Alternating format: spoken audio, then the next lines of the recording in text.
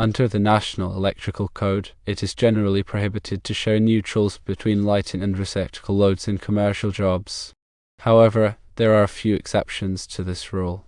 Firstly, conductors not in a raceway. Neutrals for lighting and receptacles may be shared if the conductors are not in a raceway. This is typically done in open wiring applications. Secondly, conductors in a raceway. Neutrals for lighting and receptacles may be shared within the same raceway if the raceway is oversized to accommodate the shared neutral. The oversizing factor depends on the number of circuits and the size of the neutral conductor. There are reasons for the prohibition. 1. Voltage drop. Sharing neutrals can result in increased voltage drop on the neutral conductor, which can lead to equipment malfunction and safety hazards.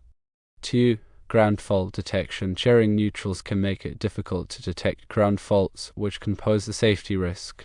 3. Unbalanced loads. Sharing neutrals can lead to unbalanced loads, which can cause premature failure of transformers and other electrical equipment. There are benefits of separate neutrals. 1. Improved voltage regulation. Dedicated neutrals for each circuit ensure proper voltage regulation, reducing the risk of equipment malfunction. 2. Enhanced ground fault detection. Dedicated neutrals allow for more accurate ground fault detection, improving safety.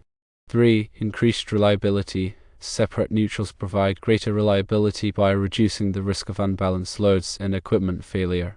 Most electrical contractors do not share neutrals between lighting and receptacle loads in commercial jobs due to the potential risks and code violations. It is considered best practice to provide separate neutrals for each circuit to ensure safety and reliability.